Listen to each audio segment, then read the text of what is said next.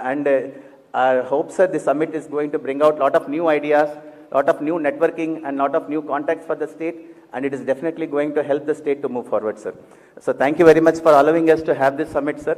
And I am very proud to say, sir, all our participants from morning, they have been actively participating and they are waiting for you so that your vision and your perspective also they wanted to hear, sir. Thank you very much. Thank you, sir. I will now request Dr. K. Elangovan, IAS Managing Director, Kerala Infrastructure Fund Management Limited, to please come forward and share his thoughts. Round of applause, please, ladies and gentlemen.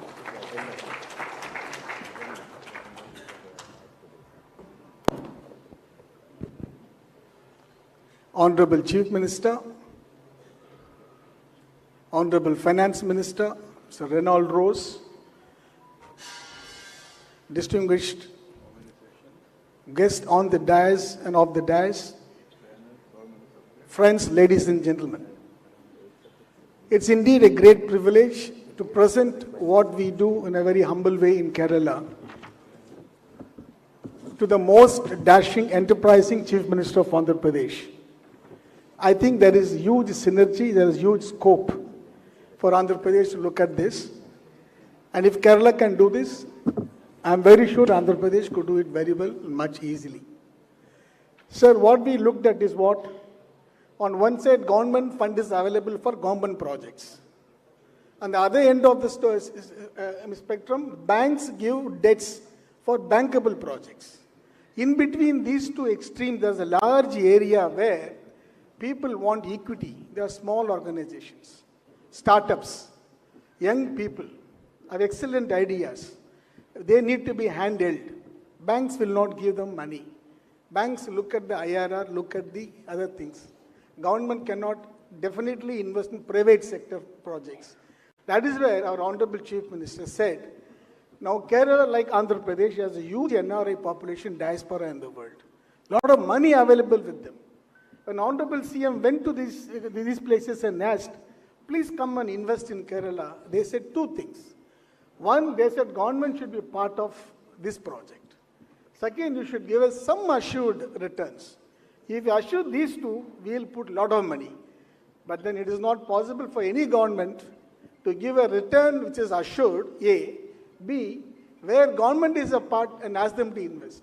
Therefore, sir, we found that alternate investment fund allowed by SEBI is an excellent choice for this.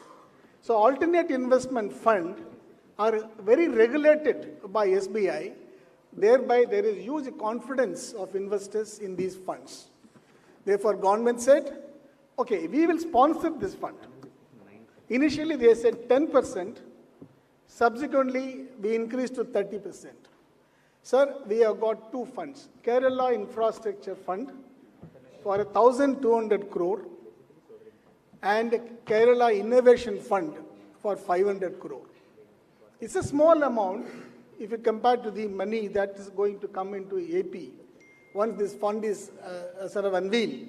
But we wanted to make a small beginning, but a firm beginning. Sir, we formed a company. Sir, we formed a company just to inspire the public confidence. Our equity investor, HDFC Bank, Cochin International Airport, Kerala Financial Corporation, and Federal Bank, South Indian Bank, and a private. Sir, this is important because this body should be seen as a privately run, privately controlled body. The moment government puts its face up, there are many investors who will back out, to be frank. There are people who like government, but we want to give a private look. Therefore, we formed this company with predominantly a private fund. Now, government is only 30%. Remaining 70% is going to come from private equity. Sir, we are targeting basically high net worth individuals in the Middle East and in the UK and in the US. Number two, there are financial institutions in India who wanted to invest in equity funds as well.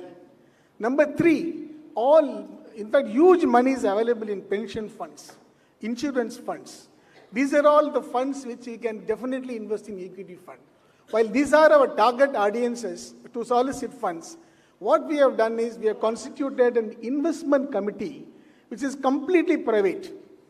All people with track record 30 years plus, 40 years plus in banking, in credit evaluation, they are our members of investment committee. Board has no control. Investment committee only will decide which project to choose, which project to invest. There are series of meetings in which decisions are taken. It is not an initial yes or no. 1, 2, 3 meetings, then we look at the projects. Then you look at the bankability. Then can we give returns to the investors? All these things we see and then we invest. Sir, I wanted to submit at this point. We have first investment will be into a company that makes robotics. The robot is basically going to clean up our sewage system. Instead of manual scavenging, the robot is going to replace. Such a huge social equity intentions. So we chose that kind of projects which has got bankability, profitability, at the same time which gives a huge social outlook. And if you can address even 1% or 2% of reducing manual scavenging, that is a huge task. So the government will score heavily if you start funding in these robots. So we can replace such a way the bankable projects and the government projects were being two extremes. The central area is area where there is a growth. So growth happens, basically economic drivers are MSMEs, startups. These are the places where employments are generated. As Mr. Jain was mentioning, like for instance, tourism. That is the largest employment generated only by tourism department, projects. So we have done a very small beginning, but 1,200 crore for Kerala is quite good. But I think that is a very small amount for you, sir. Infrastructure projects, put a professional people to manage it, give at least 10 to 20%. The institutions will come behind you because you are, I always feel that you are the first CEO, CM in the country. You have that vision. Therefore, sir, it's very easy for you. You have an excellent image. If you go, I think you can earn a lot of money. You can also institute what is known as innovation fund because even Andhra Pradesh also has got a huge ecosystem coming up now. You got a huge data bank, data center coming up here. People will follow. Just give them the platform. Innovation fund, infrastructure fund, 10% from government, and put professional people in the front and say this is nothing to do with the government. Where the money will come. So we are going to make the first investment. We already had achieved the first close. Since it is a SEBI, it's a regulated fund, extreme compliance is important. So we have used external consultants, legal consultants, financial consultants. In fact, our deal team, our chief investment officer is from the market. He's not from the government. He's got 20 years plus experience. That's all. It's a small model. I think very relevant for the state of Andhra Pradesh when you are going to have a leap forward in terms of soliciting and harnessing the public equity to fund both to harness private equity to fund both public and private projects. This is the simple submission, and we would like to see Andhra join our group of states where we go the innovative way before the market, tell the market, come, invest, and grow. We are with you. This is the model. So thanks for the opportunity and thanks for your attention. Thank you. Thank you so much, sir. I'll now request Shri Sanjay Kulsheshwar, MD HUDCO, to please come forward and share his thoughts with us. Round of applause, please, ladies and gentlemen.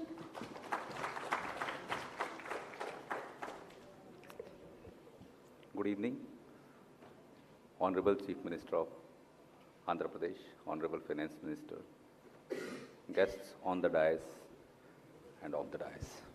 Good evening. I am representing HUDCO, and we have seen the way Andhra Pradesh is progressing, the way we are innovatively funding, and the way the confidence is growing in the investors or lenders. Actually, two things are essential to raise the confidence levels of the investors or the lenders. From government side, the government of Andhra Pradesh has already taken a lot of measures, starting from the policies to the legislations. So a lot of comfort has already been there in the state. Similarly, the ecosystem has already been there, starting from the land clearances, availability of the energy, the water, the skill set, the governance, dispute resolutions mechanism. neutrality of the regulators, the logistics, the ease of tax and the ease of the business. So all these things are there, and as HUDCO, we are a sector agnostic lender and we are supporting the state under the guidance of Honorable Chief Minister, and we are supporting in each and every sector, starting from the housing to the infrastructure, airports, industries, and primarily the capital region development. So thank you, CM sir, for giving us the opportunity to fund such kind of infrastructure. State has a vast resources which is available, and we are here to make them bankable. And HUDCO has taken a lead and came out with a urban invest window to harness this urban challenge fund. So sir, we are coming out with 3 segments. One is the capacity building of the ULBs. Another thing is that the preparation of the DPRs by identifying the assets and managing them, and preparation of DPRs, and then the financial closure of the project. Under financial closure, we are discussing with lot of multilateral banks, the investors. We are also facilitating the ULBs in issuance of the bond, their governance system. So all these measures as a HUDCO that we are taking to ensure that the facilities available under the Urban Challenge Fund can be harnessed best by the states. So we will stay committed for the development of the states. Thank you so much, sir.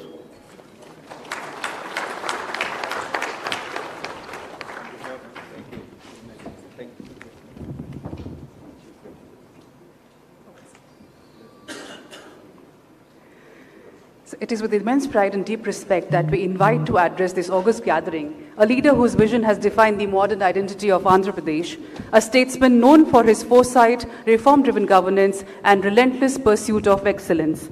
Ladies and gentlemen, please join me in extending a warm and standing ovation to the Honorable Chief Minister of Andhra Pradesh, Shri N. Chandrababu Naidu.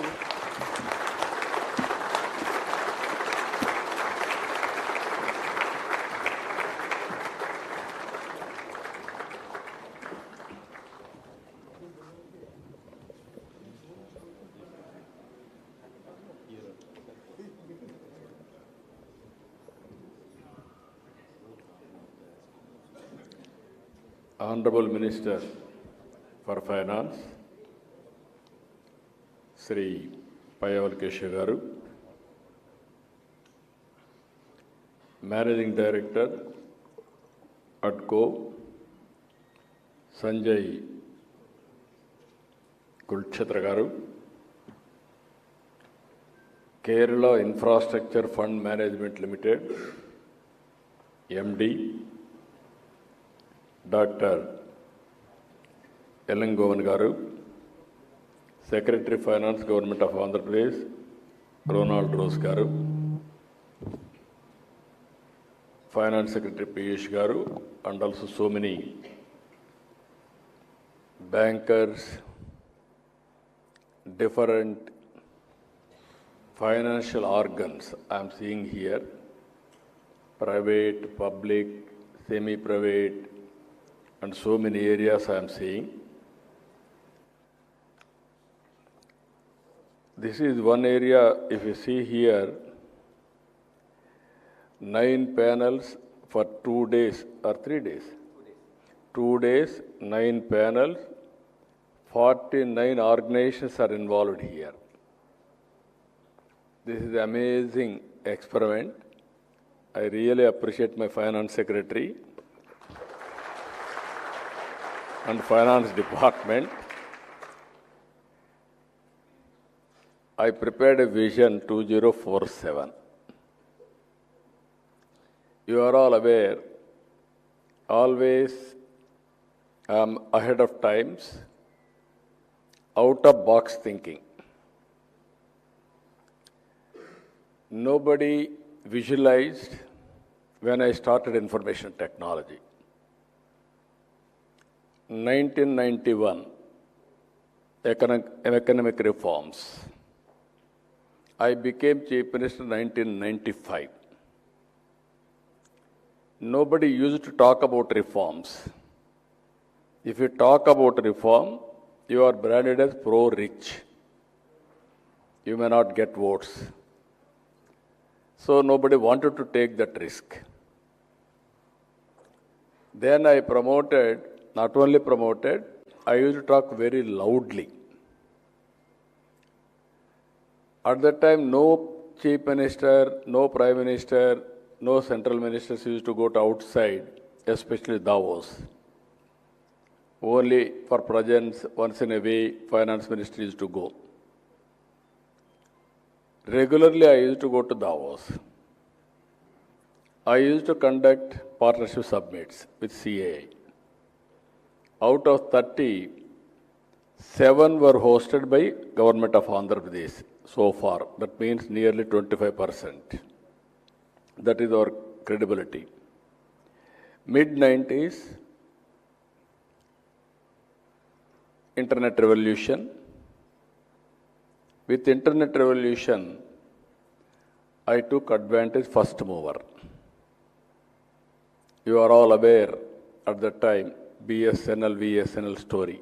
Even morning, central ministers are telling to me, even including Vice President of India, very prohibitive cost. For 1 minute, 16 rupees outgoing, 9 rupees incoming. And also sometimes calls never matured. Lightning call, it is only a lightning call. Even 1 week, we may not get lightning call. That was the scenario. Then I took up that issue in a big way. The then prime ministers, successfully, I was able to convince Vajpayee at that time. That is where deregulation of telecommunication sector has come. Because of that, IT revolution, IT boom has come. Always, ecosystem if you create, then automatic outcomes will come.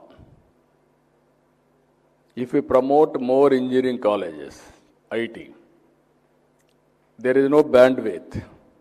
What can they do? And also, there are no companies. There is a problem. That is where we used to create all these things. Again, if you see demographic dividend has come, one public policy, that is knowledge economy, how to promote, and also IT as a public policy I took up. Only 25 years. Proof of concept is Hyderabad. When I became 1995 Chief Minister, I had a difficult time. No money to pay salaries. 3 months I said I cannot pay salaries for employees.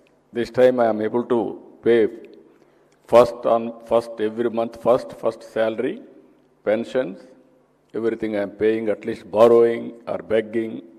I told my Piyush, don't say no to me. You have to give money, that's all, that is your duty.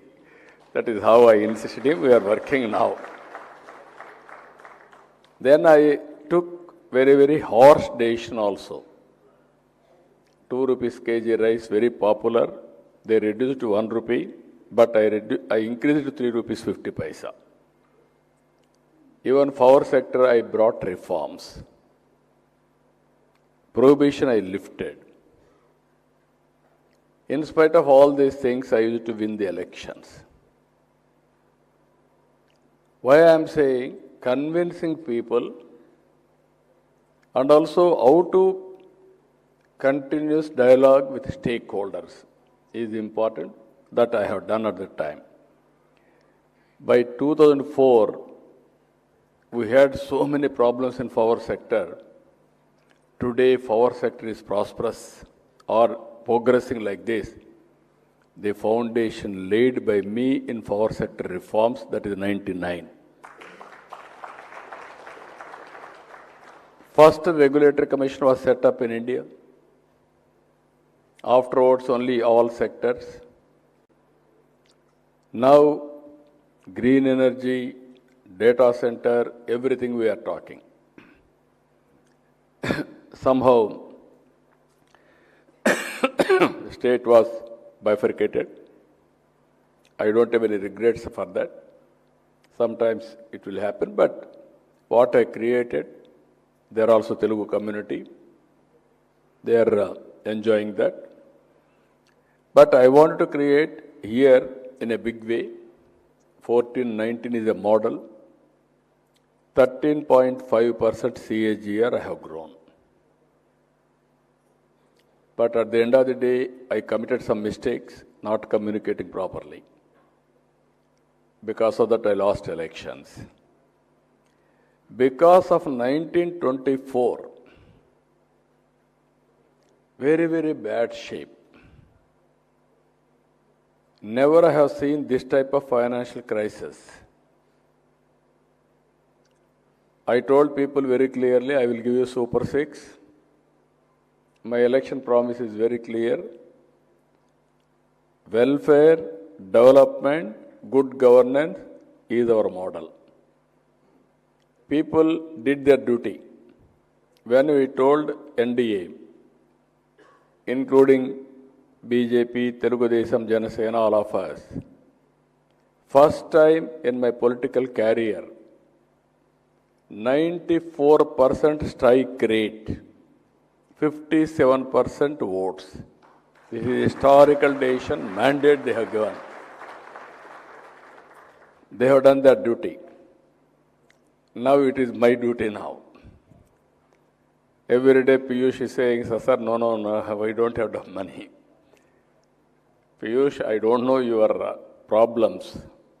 I promised Super 6, I have to give it Super 6. That is where I forced him.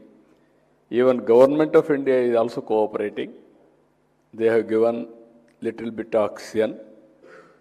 Otherwise, Andhra Pradesh economy is on ventilator. Even Amaravati, they gave some money, some way. Polavaram, they have given some money.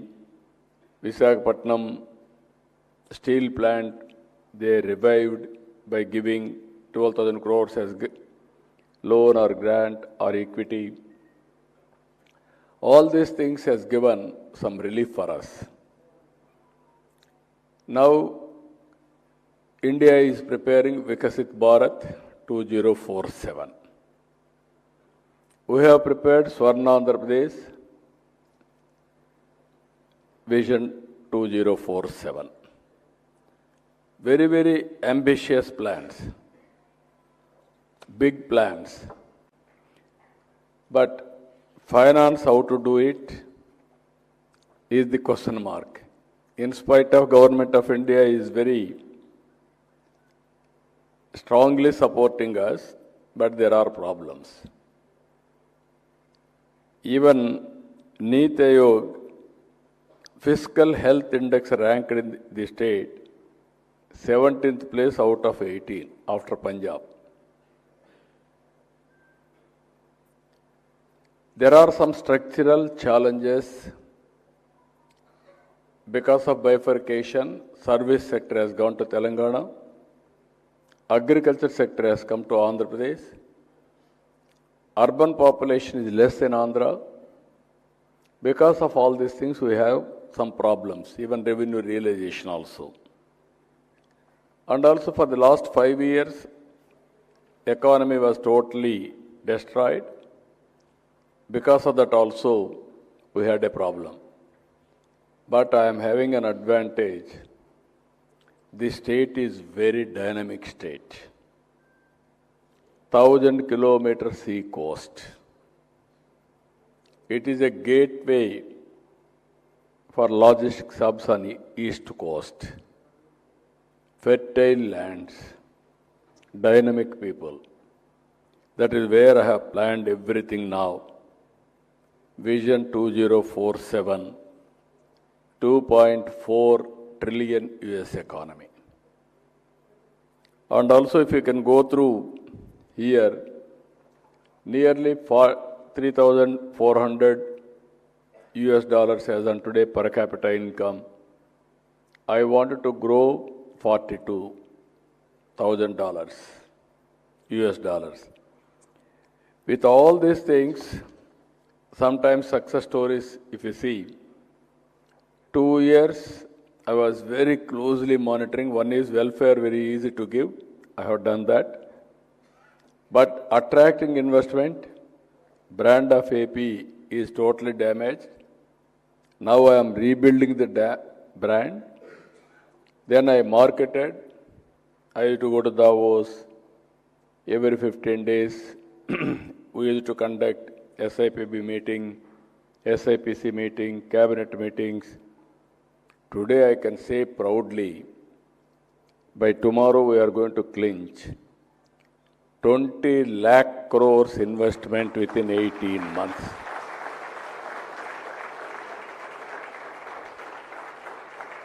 There is a crisis, there is an opportunity. Always I am saying every crisis is an opportunity for us. How to find an opportunity? It is with leaders. Today I announced one more thing. Ease of doing business, we are number one earlier.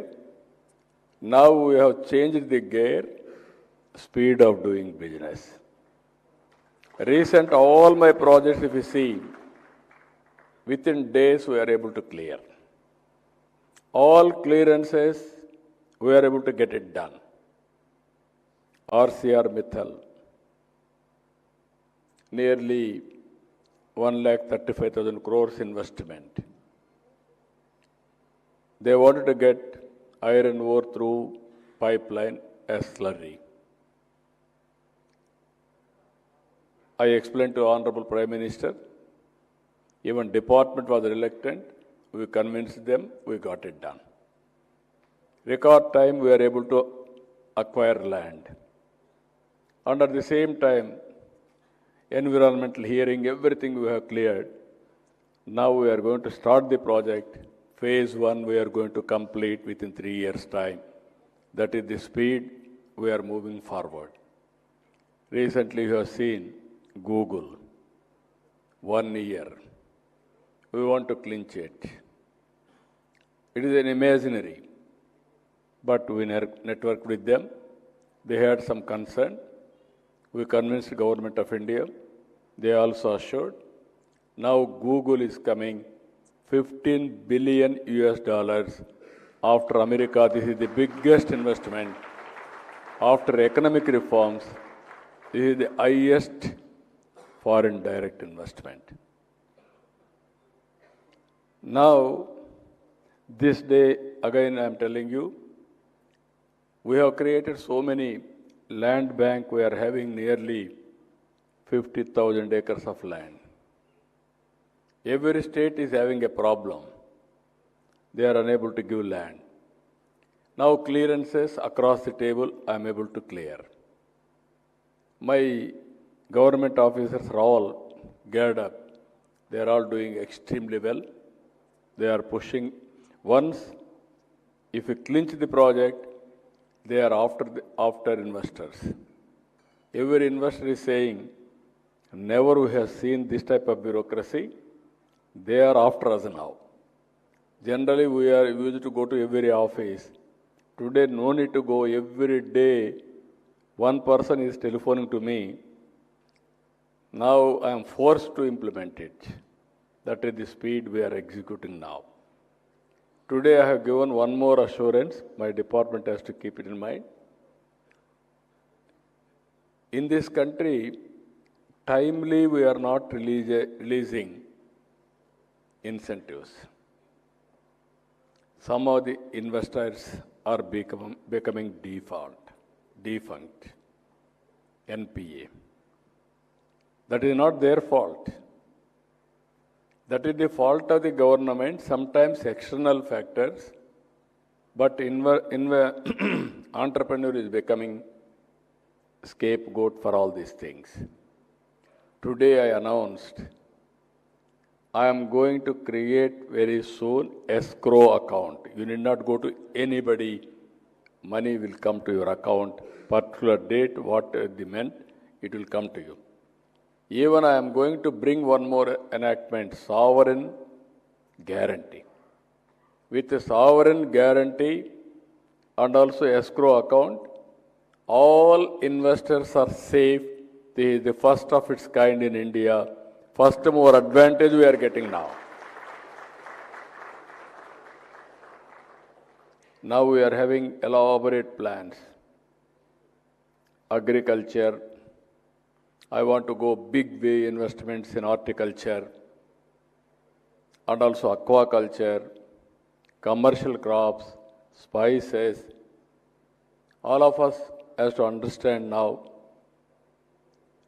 merely rice, nobody wanted to eat. Food habits have been changed.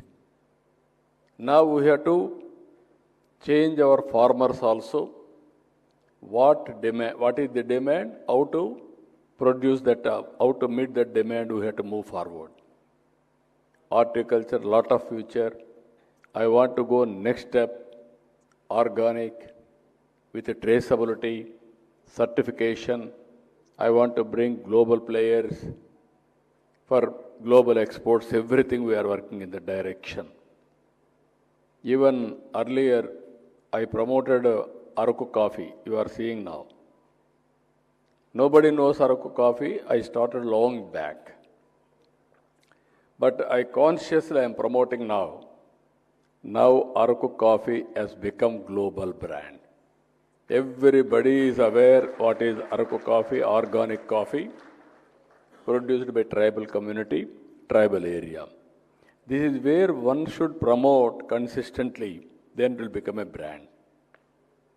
We are having excellent advantages. Government of India has announced very good policies. Green hydrogen mission, quantum mission, deregulation space technologies, drone technologies, everywhere they have done. Again, I took first mover advantage. Now Sriharikota launching pad. Now nearby, I created a space city. Now there is a queue.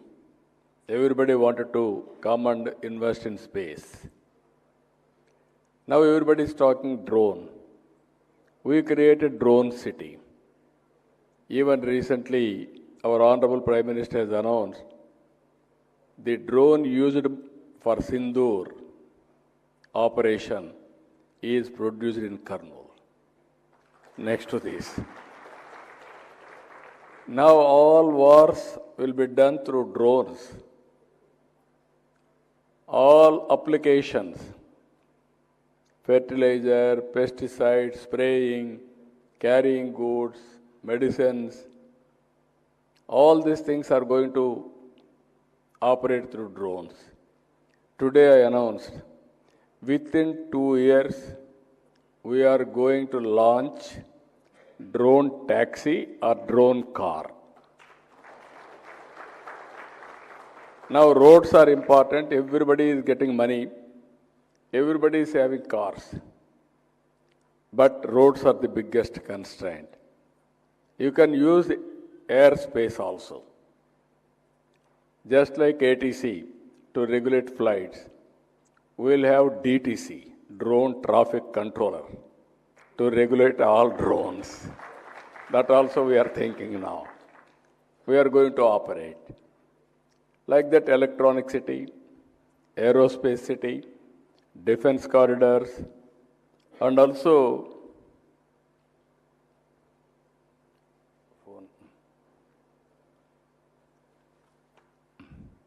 come.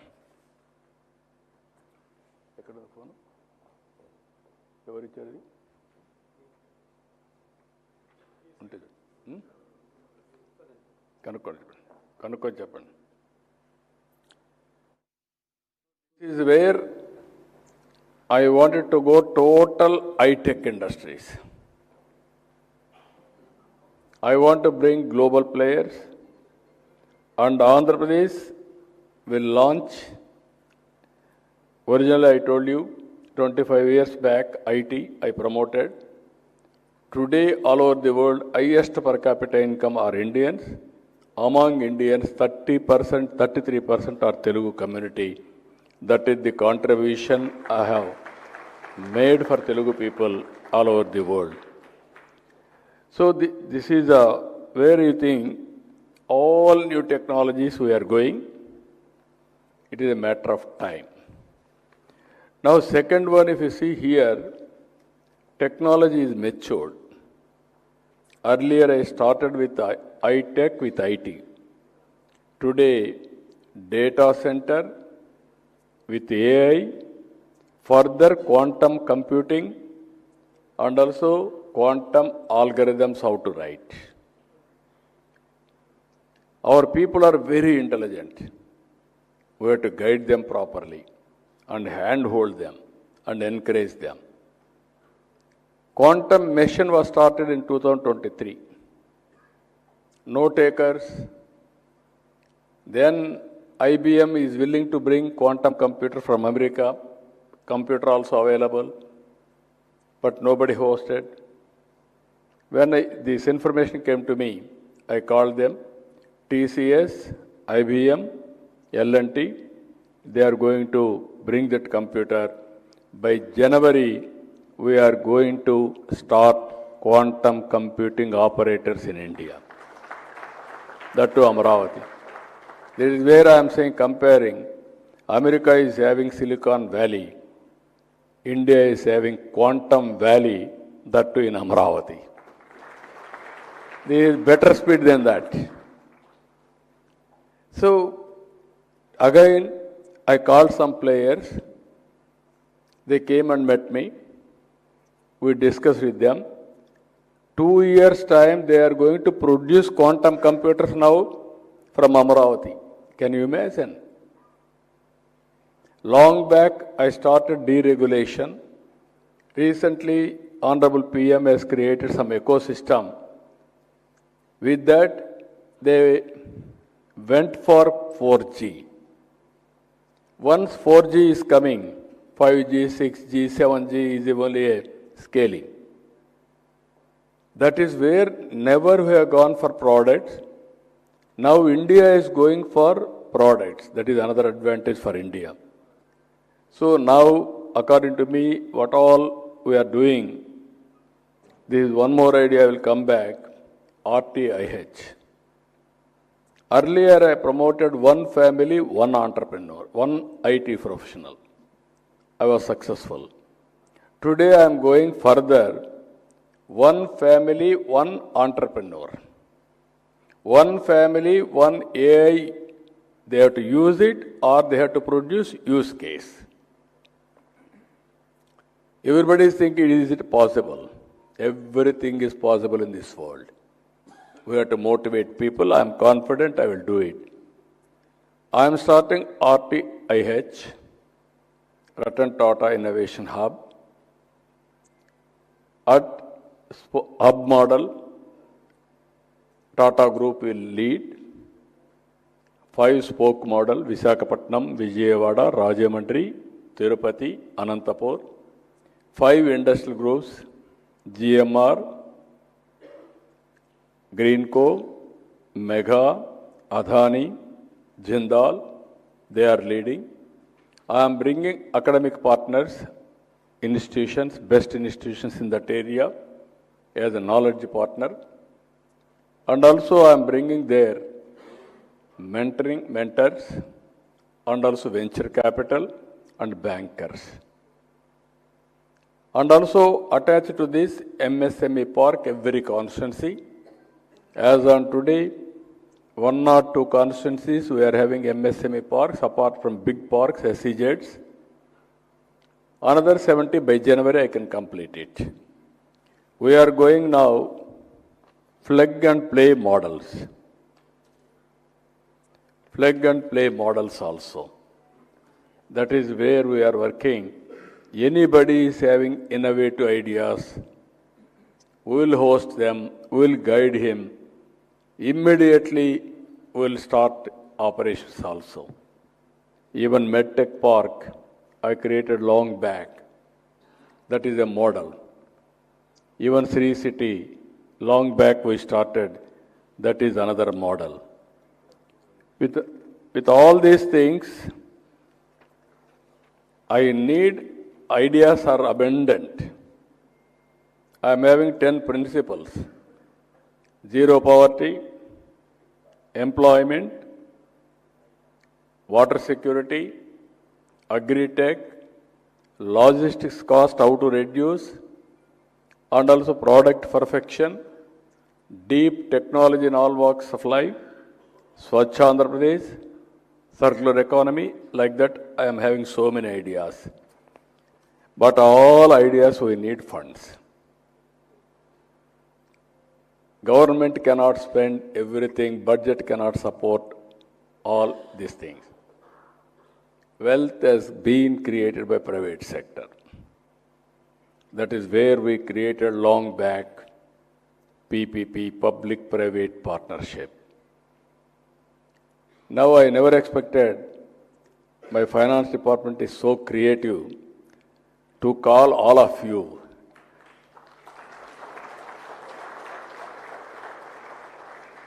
and ask all of you to brainstorm your experiences, your use cases, your solution for a problem, everything they have taken up. Here I am very happy to hear my officer, Mr. Ilogavan, he was my secretary. Now I am seeing a new avatar.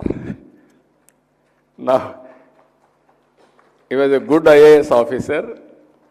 He worked with me.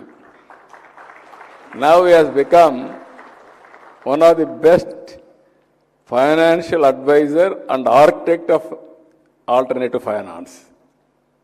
I really alternate investment fund he created in Kerala. Now, originally I used to teach him. Now today he taught me new ideas. I am very happy. This is where mindset. You are all thinking only bureaucratic way. It cannot be done. It cannot be done. Political way, always we have to create problems. We will create problems.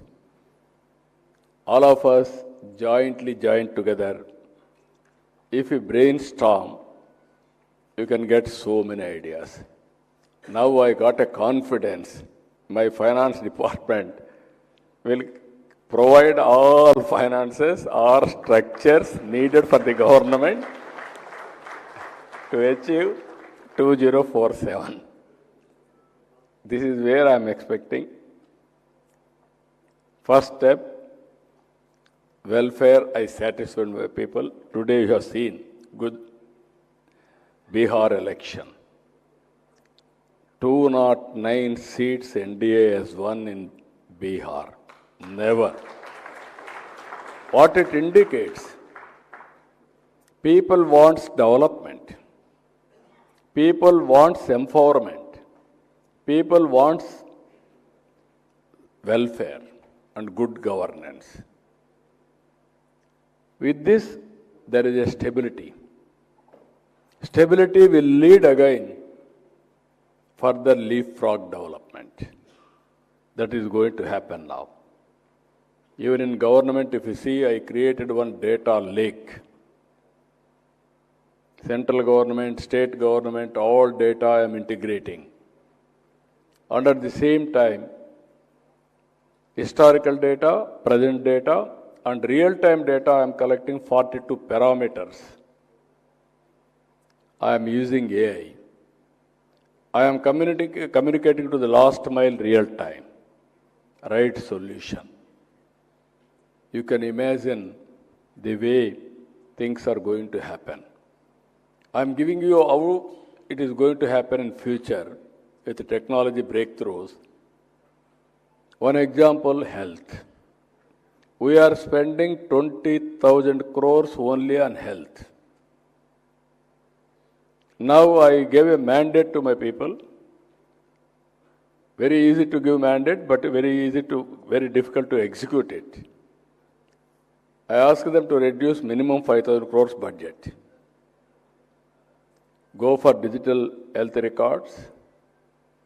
Go for preventive, curative, and real-time monitoring, cost-effective methods. Ultimately, it is possible. Now, Bill Gates is working with me. He promised me he will get all health knowledge globally available, and also technology you will bring on board. We are going to provide a proof of concept. If I reduce 5,000 crores budget in health, that is the money. Now in energy, power sector. Earlier, 15 rupees solar per unit. Today it is coming average 2 rupees 30 paisa, 40 paisa. Solar hours are different. Wind hours are different. Now we are going for pumped storage. And at the same time, battery rates are coming down. With all these things, how to go for hybrid model of procurement cost will be optimum or very cost effective. Second one, I will give you one example. I am going for water security.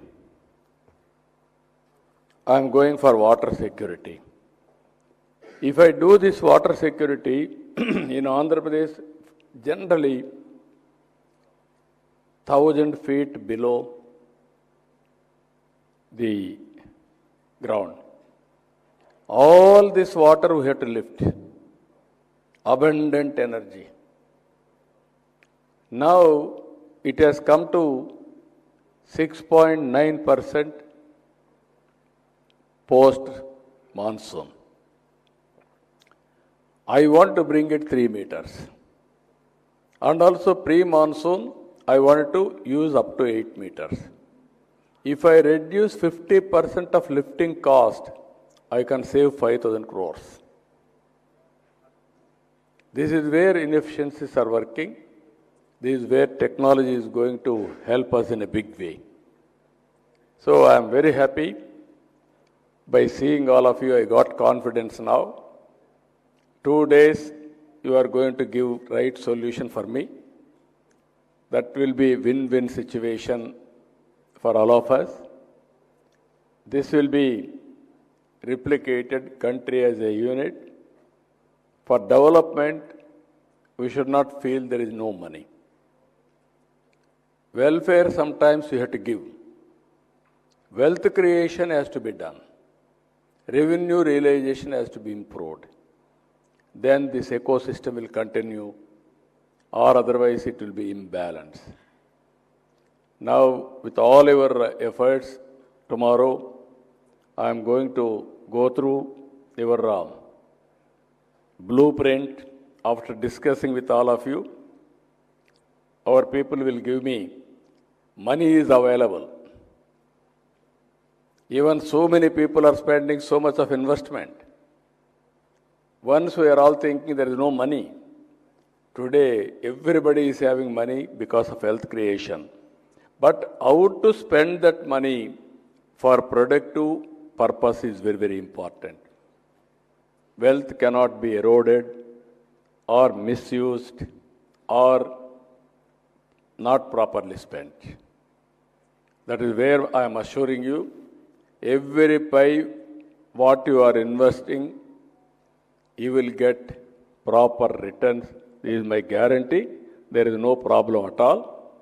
And at the same time, cost-effective finance for investment is very, very needed ever. Anyway, you are going to give so many ideas. Today I am having very, very happy I got a solution now. This is one area I was worried how to bring, but I am having confidence we will overcome. Today I got an idea how to overcome. I will sit with you. We will work together. All of us will create proper model. Even all our NRIs are having plenty of money. But they want to have proper returns.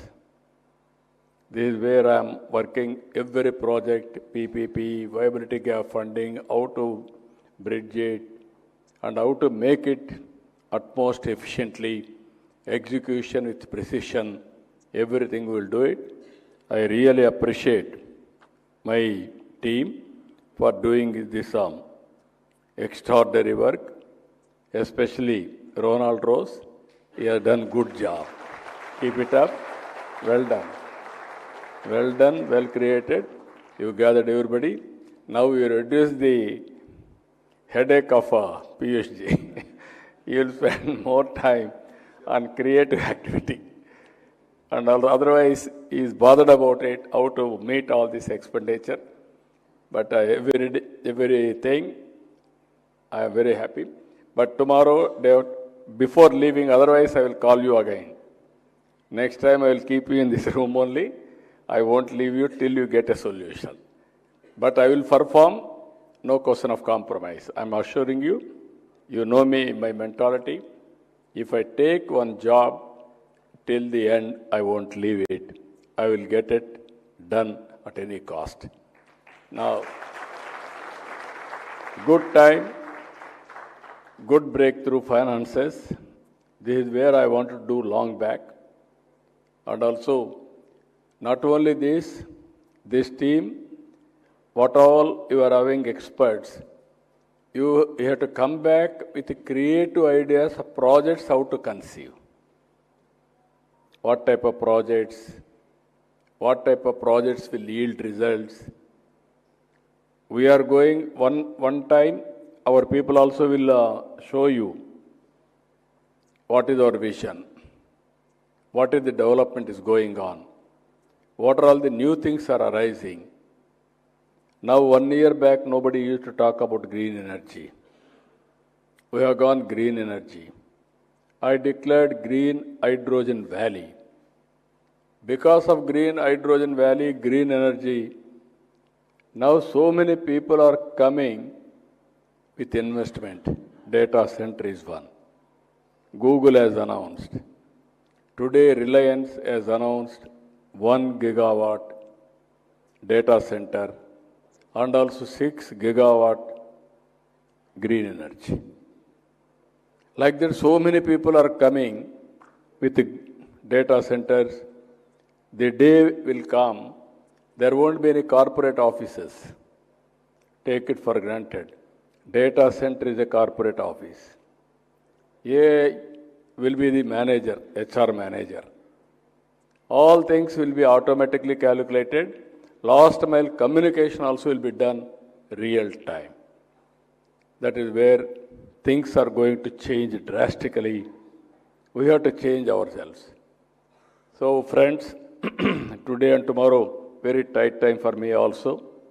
Otherwise, I wanted to listen from you, some of your thoughts also. Anyway, excellent. I'm really emotional. What our people have done, extraordinary work. With this, I'm thanking all of you. Thank you, Ananda.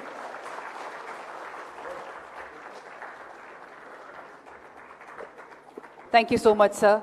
We now request the Honorable Chief Minister and other dignitaries to kindly join together for this special moment, the launch of the special edition of eGov magazine published by Illets Technomedia Private Limited. I'll request Dr. Ravi Gupta and Himangni Khan to please join on stage.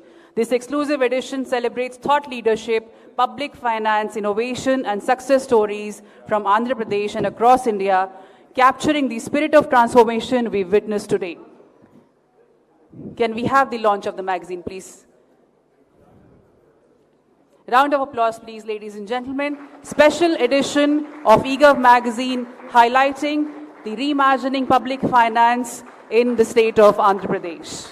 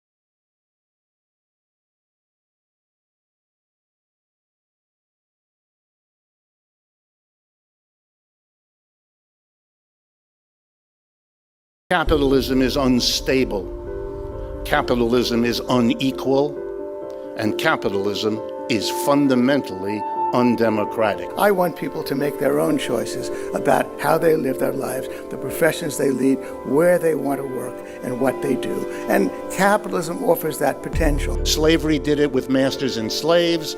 Feudalism did it with lords and serfs. Capitalism does it with employers and employees. Capitalism, private property, is necessary, although not sufficient, to a free and open society.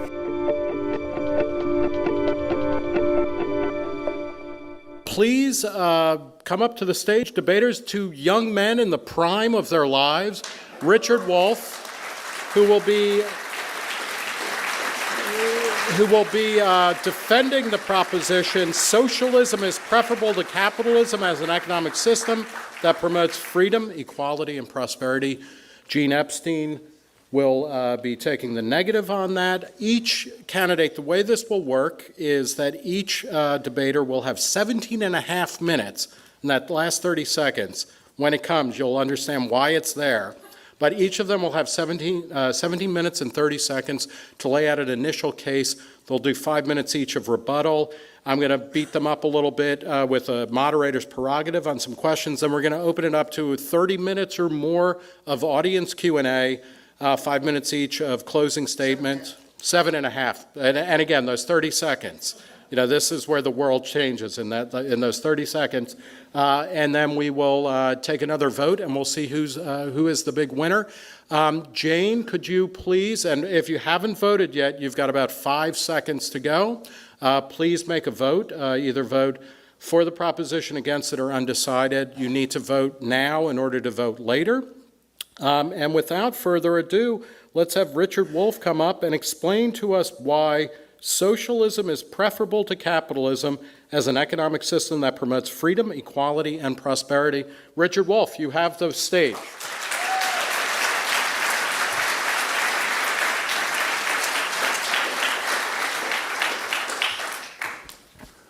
Thank you all for coming. I assume that socialism is the reason that you came, either for it or against it. And I hope that the things I have to say will make some sense of it for you. I did want to comment on the notion that Reason Magazine is free and that the Understanding Marxism book costs money. And I want to urge you not to infer from the price what the values of these things are.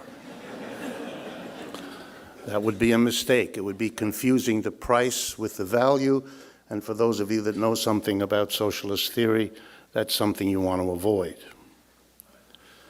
Okay. Socialism preferable to capitalism. My basic argument is that's a very low bar. That's not asking much. And I want to make that case as strongly as I know how. But I have a problem in the very beginning, as I always do, traveling around this country, talking about this. And that is, we are like bears in this country, coming out of a hibernation, about 70 years of it. Since 1945, when everything changed, from a society in which socialists, communists, Marxists occupied all the normal positions in society as teachers and workers and bureaucrats and unionists, when we had a New Deal that celebrated many of the objectives socialists have always supported. Across the United States had a big picture over the wall, the clerk's office where you bought stamps. And there was Uncle Sam with his hat, arm in arm with Uncle Joe, which stood for Joseph Stalin. After that, there was, not so surprisingly, a terrible reaction. The business community and the right wing in America was horrified that for the 1930s, we had had a program of raising taxes on corporations and the rich in order to fund the creation, for the first time in American history, of Social Security, unemployment compensation, the first minimum wage, and a public employment project that hired 15 million people. The rich had to pay, and the mass of the Americans got the benefits. This was so horrific, it freaked out the forerunners of the Koch brothers. And then an alliance with the Soviet Union finished off whoever wasn't freaked out already. And so in 1945, everything had to be undone. The New Deal coalition, for those of you who remember your history, socialists, communists, the CIO unions representing tens of millions of American workers, they're the ones that made all that happen. They're the ones that made Roosevelt do all those things. And they had to be defeated, and they were. And the way you break up a coalition is you find the weakest link, or what you can make out to be the weakest link, and suddenly communists and socialists who had been the militants making the 1930s the greatest unionization period in American history. We never had anything like it before. We've never had anything like it since. Communists had to be transformed, and likewise socialists. From the great allies in the war, from the great vanguard of social programs in the 30s, they became agents of a foreign power likely to be interested in strangling your cat. And they had to be driven out of the unions, the 1947 Taft-Hartley, driven out of their teaching jobs, driven out of the consciousness of the American people, who were terrorized about being interested in those things, as they have mostly been in the last 40, 50, 60, 70 years. A personal note. When I went to college as a young person, I was interested in learning about Marxism, and I asked my teachers in the university, what course can I take to learn about Marxism? Half my teachers explained to me there isn't any, nobody here knows anything about it. The other half said, oh, yeah, we know about it, but we're way too scared. We're not going to teach you anything about it. In my undergraduate and my graduate years, and I majored in economics, I'm an economics professor, here's a fact. No one ever in any economics course assigned me one word of Karl Marx. Is that because he had nothing to teach us? Don't be silly. They were just afraid. 75 years of fear. There's nothing smart and nothing excusable in any of that. Oh, and let me mention, since it might be of some interest to you, the three schools I attended were Harvard, Stanford, and Yale. And if they don't have the courage, what can you expect from Eastern Kentucky? So I have a problem to talk to you about socialism, because unless you're a very unusual American, and there are some, or a foreigner, because the situation's different abroad, you don't know much about socialism, or what you do know is 75 years out of date, because it's changed a lot, as I'm going to point out to you as I go through the argument. Okay, let's do it. Socialists disagree. They always have, from the beginning.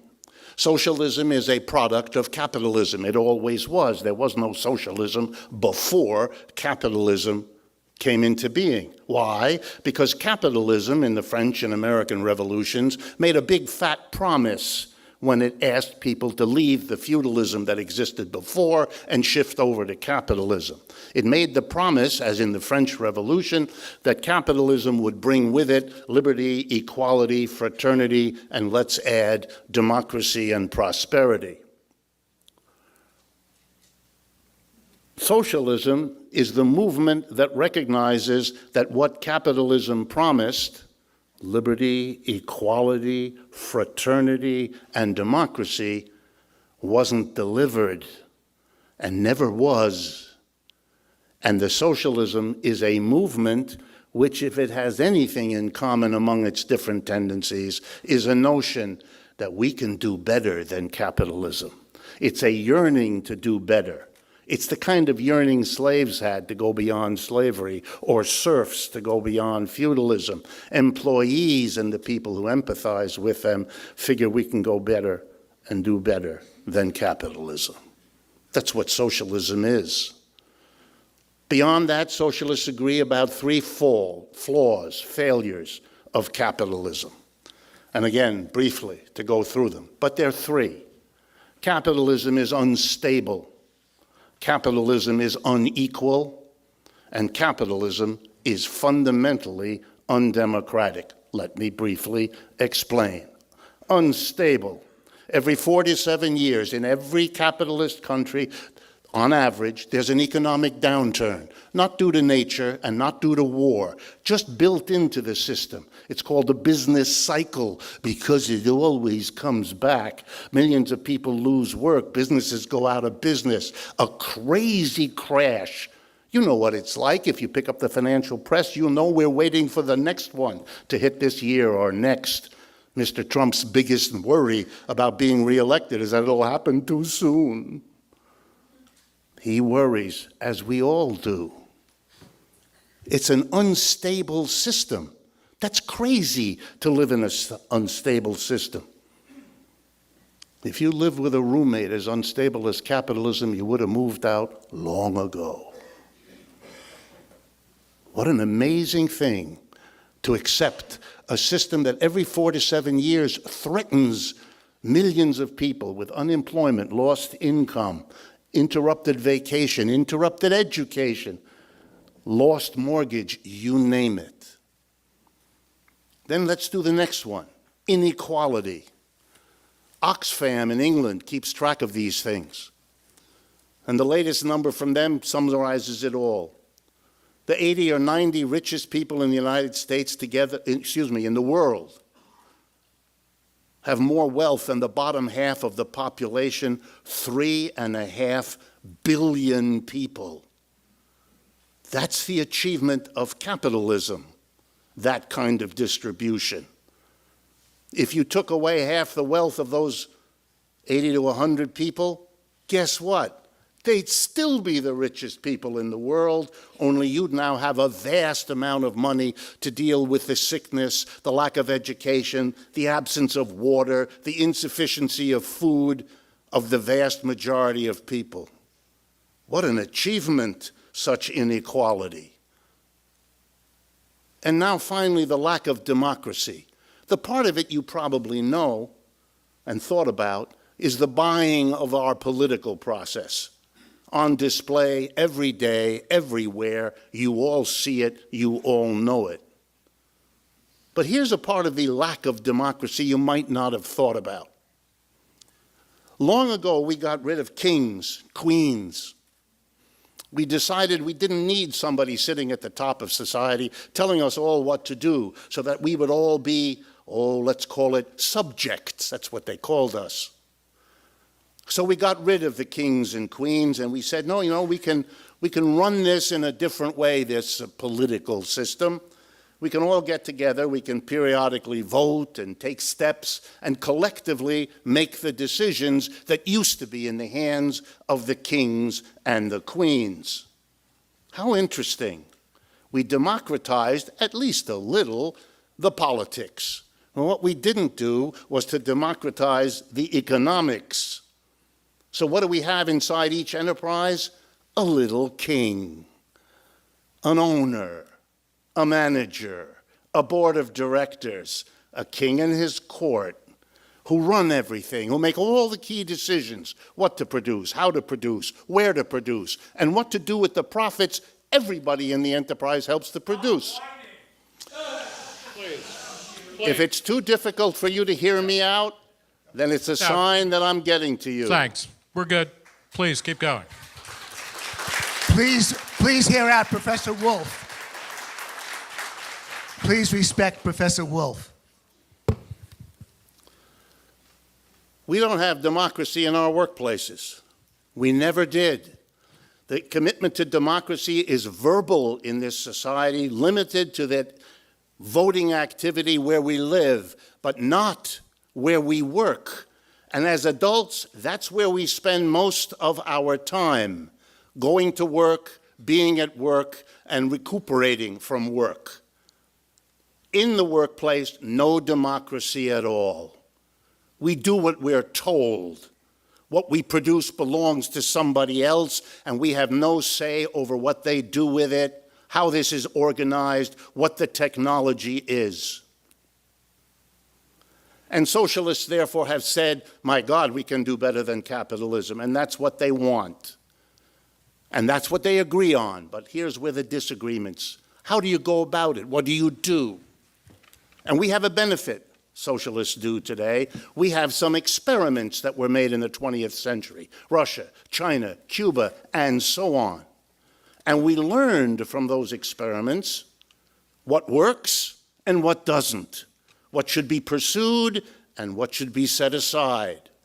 And so the new socialism, and if you're not aware of it, that has to go back to what I said at the beginning. You haven't been keeping up, which is hard to do in a society which makes socialism a taboo.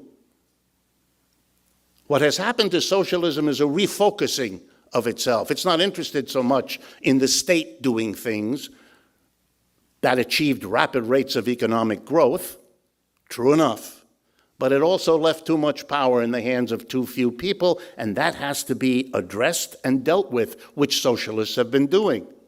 And the new focus of socialism is to do something at the workplace that was never done, to go beyond capitalism in the organization of the workplace, to democratize the workplace, to make where we spend most of our adult lives at work a place where democracy reigns, where all the people who work in an enterprise participate in making the decisions of what to produce, how to produce, where to produce, and what to do with the profits.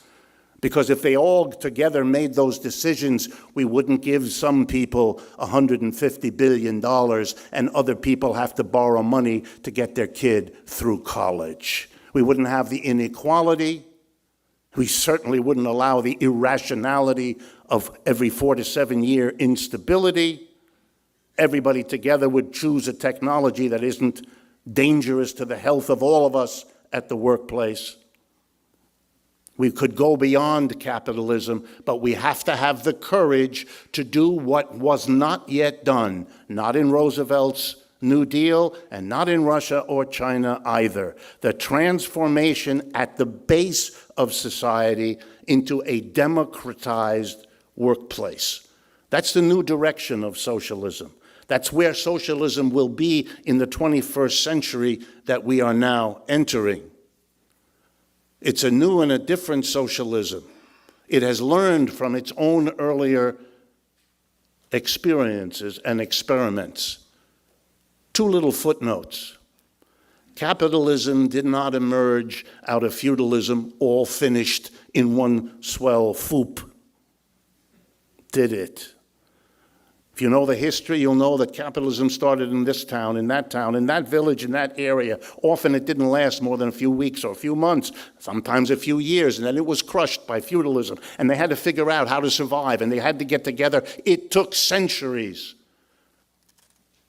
Socialism isn't born all at once either. It makes its early experiments. It had one in the Paris Commune in 1870, and then it had some other experiments in the 20th century that I've mentioned. And just like with capitalism, you learn from your experiments how to make it better next time, how to correct the mistakes you made in the project that has animated socialists from the beginning.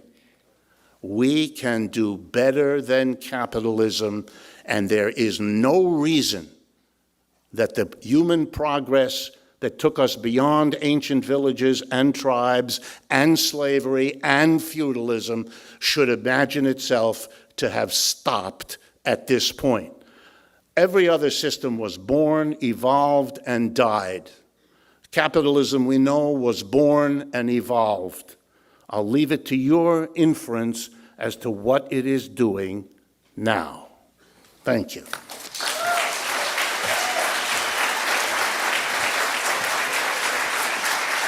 All right, thank you, Richard Wolff. Follow him Follow him on Twitter at Richard D. Wolf with 2 Fs. And now, taking the opposite side, is Gene Epstein. Follow him at Gene Soho Forum. Gene Epstein, ladies and gentlemen.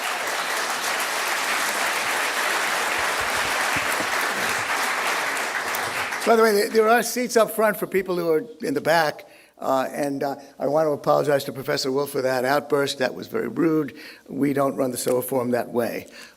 And thank you, for Professor Wolf, for being gracious about that. Well, let me start. It is a pleasure to share a stage with Richard Wolf, who I consider my alter ego in a parallel universe. We both came of age as socialists. In my case, from age 1, since my mother was a card-carrying member of the Communist Party, and I have her FBI file to prove it. You could always tell who the FBI agents were in the party because they were the only ones who paid their dues on time.